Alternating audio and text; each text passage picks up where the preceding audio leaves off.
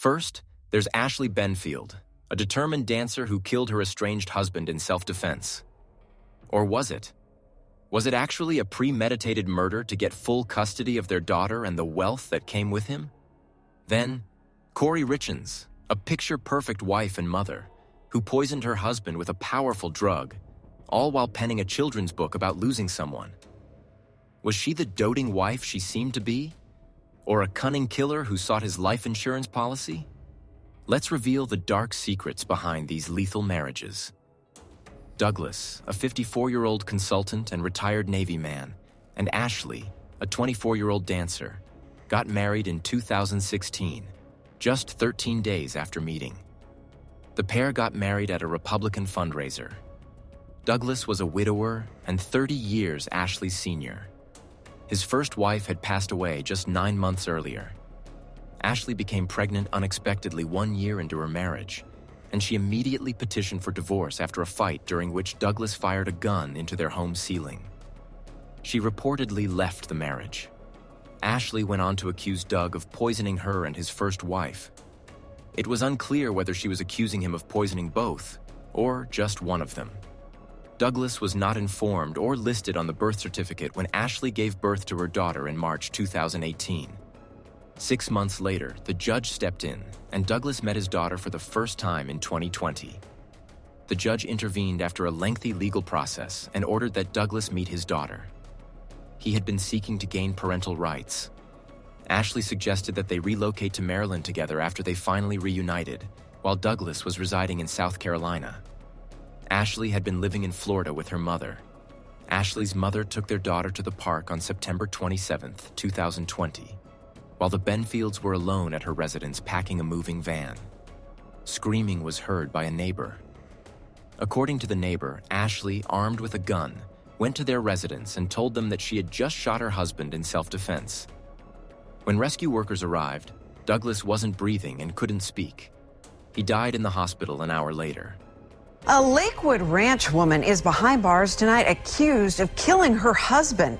The sheriff's office says Ashley Benefield claimed self-defense, but she is now charged with his murder. The deadly shooting happened in late September in the 13,000 block of White Rock Terrace. 8 on your side's Allison Henning joins us live from there tonight. Stacy, good evening. The couple was in a custody battle over their 2.5-year-old daughter. They were separated. The victim's family tells me despite all their differences, they were all planning on moving to Maryland the very next day. Doug Benefield was a loving father, a Navy veteran, and a gifted innovator. The 59-year-old was shot and killed in this Lakewood Ranch neighborhood in late September. His wife, 28-year-old Ashley Benefield, is in jail charged with murder. Just to get her in jail last night, to have her not released on bond today, it's a huge reminder that justice can be served. Deputies say the 28-year-old claimed her husband was attacking her, but detectives found no evidence that this was a case of self-defense. The victim's family tells 8 on Your Side those findings were no surprise. Everyone knew that the self-defense he attacked me was absolutely not true. He would pay her bills before he would pay his bills. That kind of loving guy, generous, caring. Court records show a list of domestic-related cases going back 2 years. Deputies say they were not able to find signs of abuse in any of those cases. Multiple allegations, never substantiated him ever doing anything to her. Ashley testified at the trial that after a fight, her husband body-checked her and punched her with a moving box. She said her husband was about to kill her. "I was terrified to death. I picked up my gun, held it on Douglas, and ordered him to back off. When he kept moving toward her, she shot him. Because Ashley and Doug hadn't lived together before the shooting, prosecutors argued Ashley wasn't eligible to be declared a victim of domestic abuse.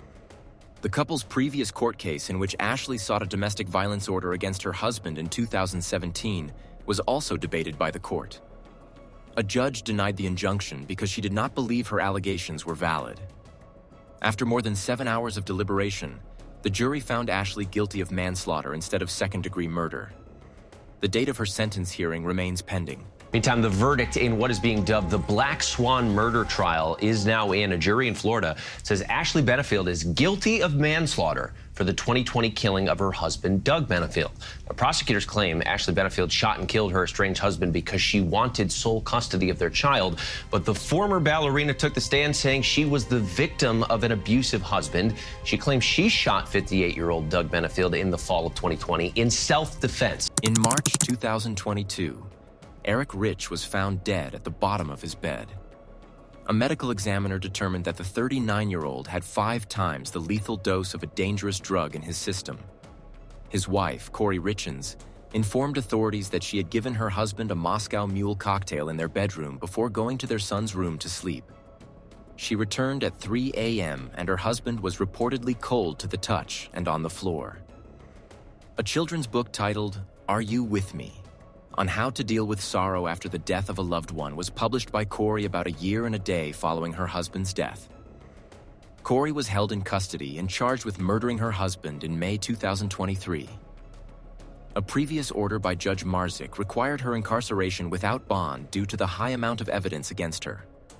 According to court filings in 2023, Corey's phone contained articles, searches related to fentanyl, life insurance benefits, police investigations, and data collection.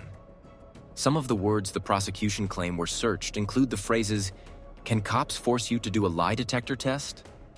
"Luxury prisons for America's wealthy death certificate says pending. Will life insurance still pay if poisoned? What does it go down on the death certificate as? And how to delete information on an iPhone forever remotely." Accused of fatally poisoning her husband, Eric Richens, and then writing a children's book about grief. I just wanted some story to read to my kids. I couldn't find anything that really, suited them or helped them find comfort and peace. Corey Richens and her husband had 3 boys, a seemingly perfect life near idyllic Park City, Utah. They were generous and spent lavishly. But prosecutors say there were cracks in the relationship. Both sides allege infidelity. And before Eric died, he changed his life insurance beneficiary from Corey to his sister. Corey's family says Eric used drugs and possibly overdosed. The prosecutors say it was Corey who slipped Eric a deadly dose of fentanyl in a Moscow Mule cocktail. They also say she siphoned hundreds of thousands of dollars from Eric. And so this is Corey Richens. She came on the show. She wrote in to the station saying, I have a book that could help grieving children who may have suffered a loss. So we brought her on, and she talked about her husband who passed away, and all she said was he died suddenly, unexpectedly, and it was a shock. Do you remember we sat with her after and we talked for a while, as we sometimes do with guests before they leave? Maybe, we're not in the next segment or we have a break, and we spent a few minutes after. And I remember her saying she thought it was COVID. She thought he had a lung issue, so a complication from COVID. And that was the discussion. Didn't think much about it again until we started to hear from people writing in saying she's a suspect in his case. A court ruled, following a 2-day hearing, that there is enough evidence to prosecute Corey Richens over the alleged poisoning of her husband and his death. The judge made his ruling ordering Richens to be bound over on all charges, ranging from fraud and forgery to attempted murder. Corey entered a plea of not guilty to all 11 counts against her. Trial could start in May 2025. What are your thoughts? Were these women victims? Or did they cross the line for money and power? Let us know what you think in the comments below. If you enjoyed these stories, be sure to hit that like button and subscribe for more true crime stories. Don't miss what's next.